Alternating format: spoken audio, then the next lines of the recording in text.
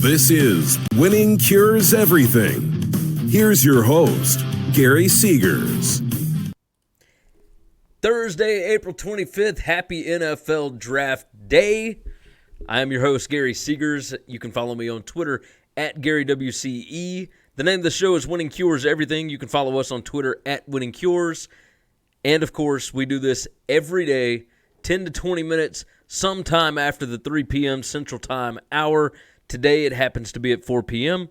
If you are on, make sure you share out the show. Subscribe on YouTube, subscribe on Apple Podcasts, Google Podcasts, Spotify. Leave us some nice reviews. We appreciate all of the support. Let's go ahead and jump into today's topics. I've got a top 5 most likely NFL draft busts. I've got a top 5 can't miss NFL draft picks. NCAA denying waivers for kids that are wanting to move closer to home. College football playoff is not expanding. Clemson football got caught up in the hoop scandal, and I've got some daily picks. We went 3-2 last night. However, I did lose about $16. Not great. I've got a lot of them that have to do with the NFL draft, that have to do with baseball and whatnot tonight. As always, the show brought to you by mybookie.ag. Let me get comfortable here. mybookie.ag, promo code WCE50. They will give you a 50% deposit bonus. I'm telling you, best online sportsbook layout, great odds. It is the best online sportsbook for recreational gamblers. You just want to put $10, $15 on a game. You want to put 50, you want to put 100, something like that. If you are not a big timer wanting to put thousands of dollars on games, this is the spot for you, mybookie.ag. It is the best place to go learn. If you are coming into this, you're trying to figure out what all of it is about, that is the spot for you, mybookie.ag. Promo code WCE50.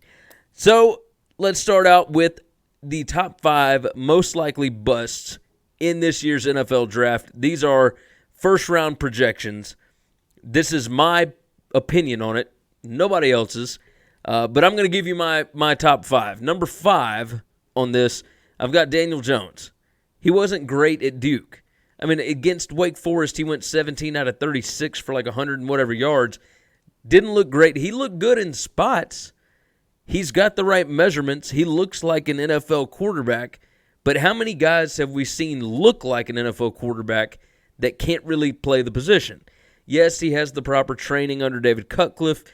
People are at the high end saying he's a mix between Peyton and Eli. I don't see it. I never saw it. And I still don't get why people think that this guy is going to be a first-round NFL quarterback. He did nothing last year to showcase that he is worthy of a pick that high or deserving of it. How's that? Number 4, Dwayne Haskins. Only 1 year starting experience at Ohio State. He ran a little bit weird system. It might fit in today's NFL. We'll see. But the deal with his dad is really weird. With that NJ.com reporter trying to hide things, saying that sources are not credible, that's a little weird to me. Number 3, I've got Ed Oliver. Lack of competition at Houston. He was injured, sat out for a while. He's undersized. Yeah, people love his motor. Yes, he was a 5-star coming out of high school, but I never really saw anything that told me that he is like a top 10 draft pick, right? He can be serviceable, and we'll see if he's able to fit into an NFL roster, but where they are projecting him going, I don't think he will ever live up to those expectations. Number 2 for me, Nick Bosa. And I know you're all going, what are you talking about? Nick Bosa, to me, his injury history, a little ego, just a little bit. His brother has an injury history. At Ohio State, he wasn't even their best defensive lineman. I just, with the number 1 or 2 or 3 pick, I just don't see it. Maybe it's just me. We'll see what happens, but it was surprising to me. Kyler Murray is my number 1. He played behind the best offensive line, and he played against Big 12 defenses. His interviewing and whatnot has been insanely questionable, I guess, and he's only got 1 year starting experience. So there's a ton of red flags about him, and yet because of his affinity to run and throw the football, run this spread attack that all the NFL teams have gotten in love with, don't forget he's still a little undersized.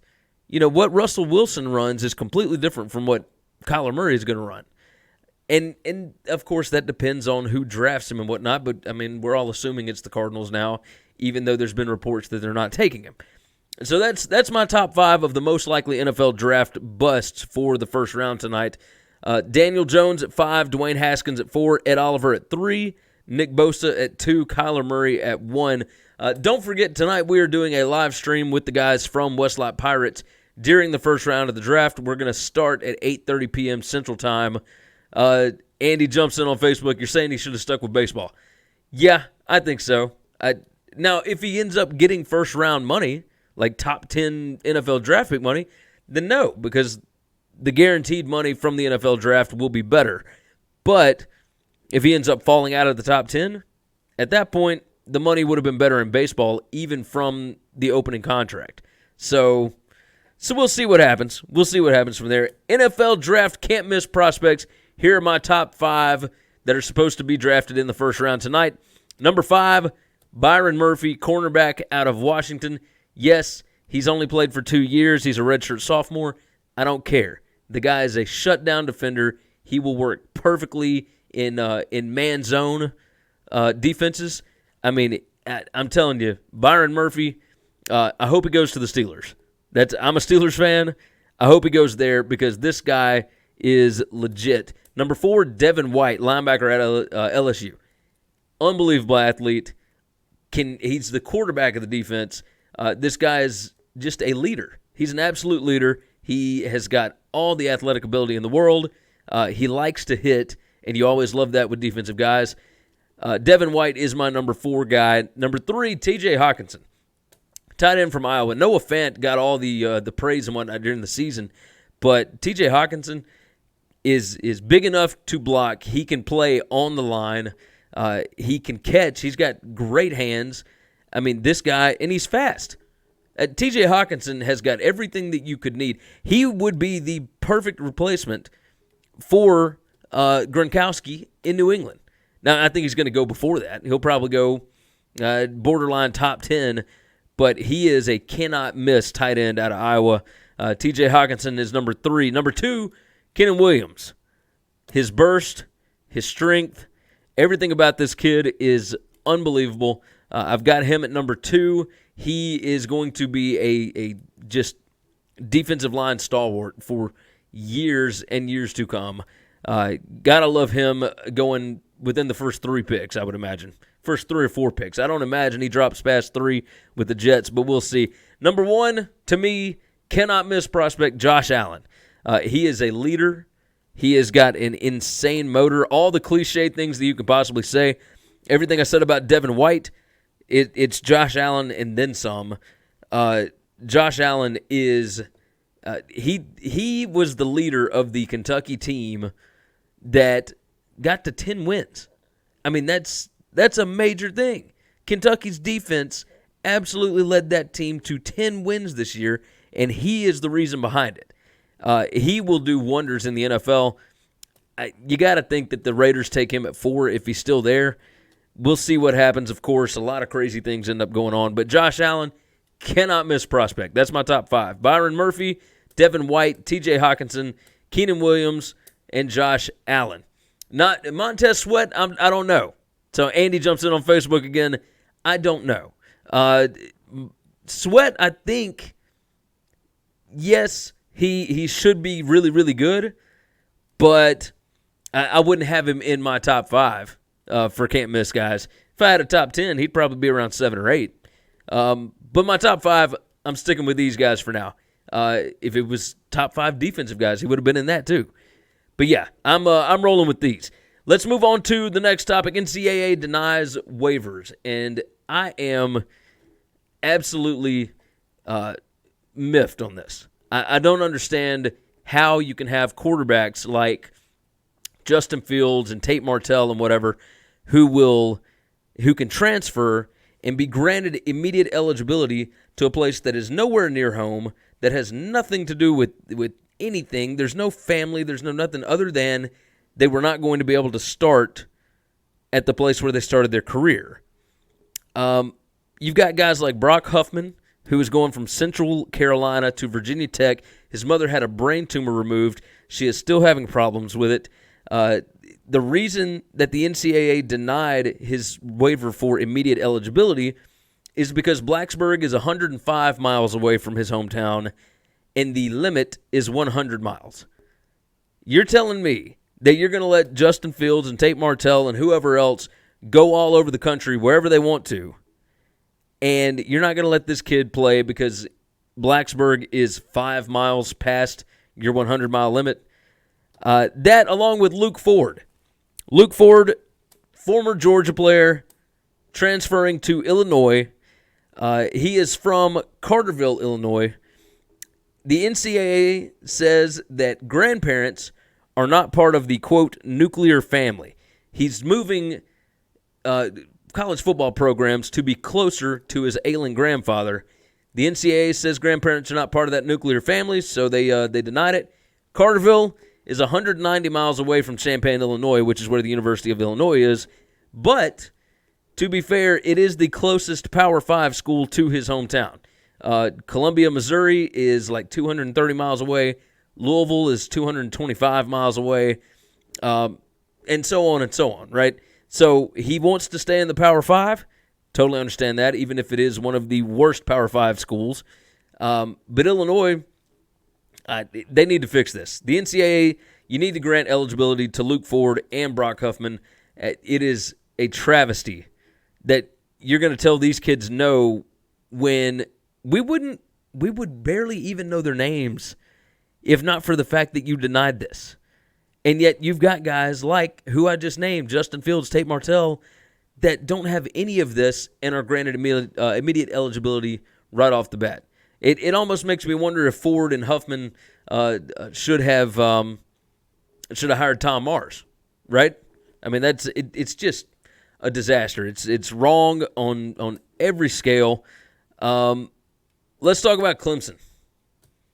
Clemson football has gotten caught up in the hoops scandal, and Matt Norlander is the one that tweeted this out, and it has become a huge story. The other day, it was Alabama, North Carolina, Pitt, Notre Dame, et cetera, et cetera. There was a financial advisor paying players. Well, the story was old on that. Everybody knew about that because those players had all been suspended, right? Northwestern had a player suspended. Alabama had Marcel Darius suspended back in 2010. North Carolina had Robert Quinn, who went through all that. So all of this was already done. This really means nothing out of this FBI trial. It kind of blows my mind. Clemson assistant basketball coach Steve Smith was caught on an FBI wiretap discussing Zion Williamson's recruitment to Clemson.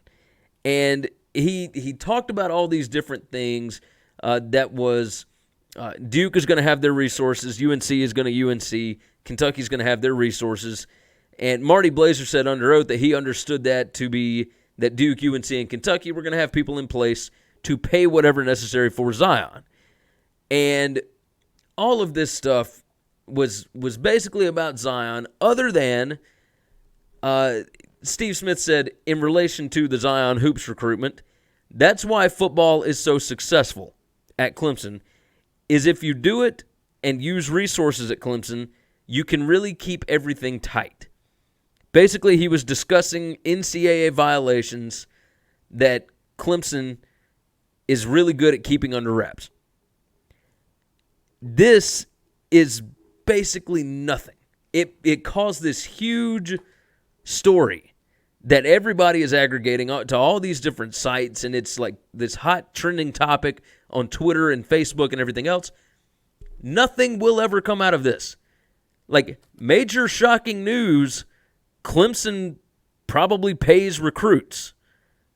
Well, Alabama, Ohio State, Texas, Georgia, Florida, Mississippi State, Ole Miss, Auburn, LSU, Oklahoma, USC, all of them pay football players. Boosters at all of these schools hand out $100 bills like they're candy. That's how it's gone down forever. This is not surprising. The fact that this came out on an FBI wiretap, that's why football is so successful. Quote, if you do it and use resources at Clemson, you can really keep everything tight. Yeah, they use cash. And they don't tell anybody who they're paying or what they're doing. There's no set schedule. Easy stuff.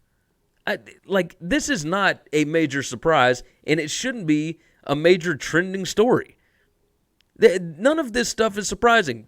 College football players get paid.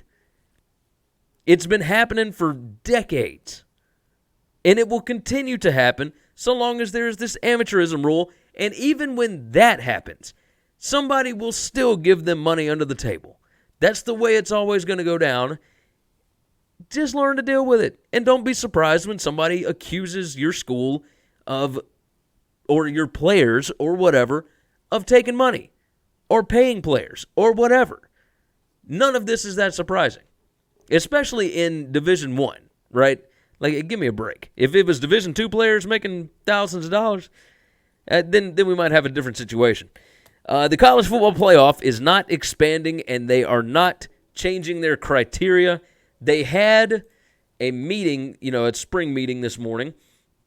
ESPN senior writer Heather Dinich spoke with several attendees from the event, including SEC Commissioner Greg Sankey, ACC Commissioner John Swofford, Pac-12 Commissioner Larry Scott, who everybody loves, and Oregon Athletic Director and current CFP Chairman Rob Mullins.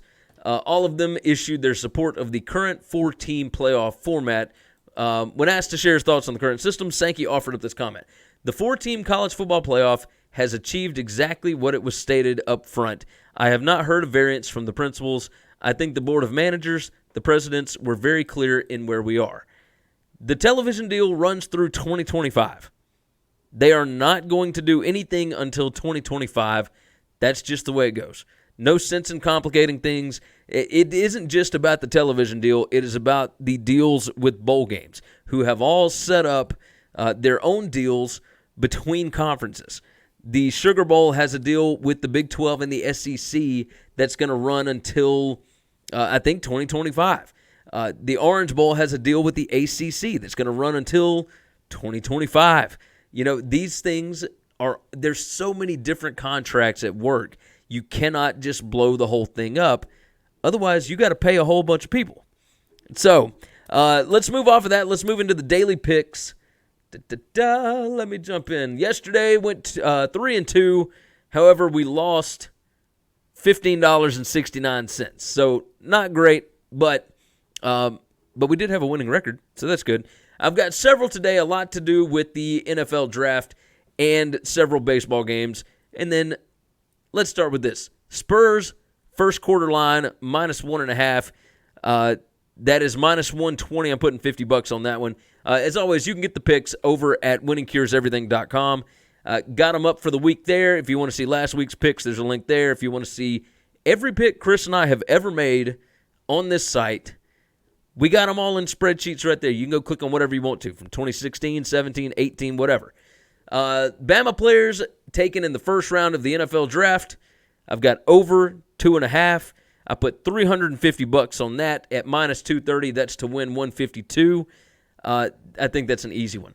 You're going to get the two Williams, Jonah and Keenan Williams, and you're going to get Josh Jacobs. Somebody's going to take him in the first round. That's over 2.5. That's easy.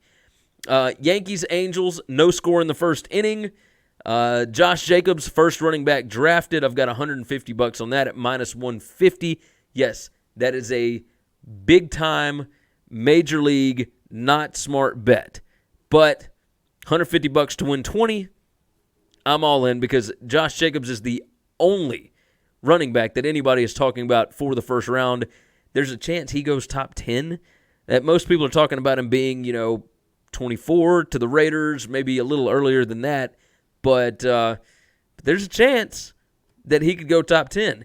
And I don't see any other running back that will do what he's doing. So Clemson players in the first round, over 2.5. $200 at -260. That's to win $76. Again, not a smart play, but But I think there's no way that you don't get 3 Clemson guys drafted in this first round. Like, it's impossible. Phillies, minus half a run against the Marlins, first 5 innings. Put $50 on that one. Phillies, Marlins, no score in the first inning, $50 on that one. Rangers team total over 3.5 runs. Got $50 on that. And then, like I said, to start off with, Spurs first quarter line minus 1.5 points. I think they will lead by more than 2, way more than 2. I think they come out smoking tonight at home against the Nuggets, who absolutely embarrassed them last game. As always, you can get the picks over at winningcureseverything.com. You go up to the navigation bar, click on Gambling Picks, everything you need to know. Go to mybookie.ag, use promo code WCE50. Go subscribe to us on YouTube, subscribe to us on your favorite podcast app, leave a nice review, all those great things. Tune in tonight, 8:30 p.m. Central Time. Myself and the Westlot Pirates guys are going to have an absolute blast talking about the first round of the NFL Draft. It will still be ongoing. We will be reacting in real time. It's going to be a lot of fun. We hope you jump in. We'll see you guys again this evening. Thanks for checking out Winning Cures Everything. If you want to keep up with us, hit subscribe on YouTube or your favorite podcast app. Visit the website at winningcureseverything.com, or you can like us on Facebook or follow us at Winning Cures, at Gary WCE, or at Chris B. Giannini on Twitter. Share out the show, leave a nice review, and make sure to comment and tweet at us.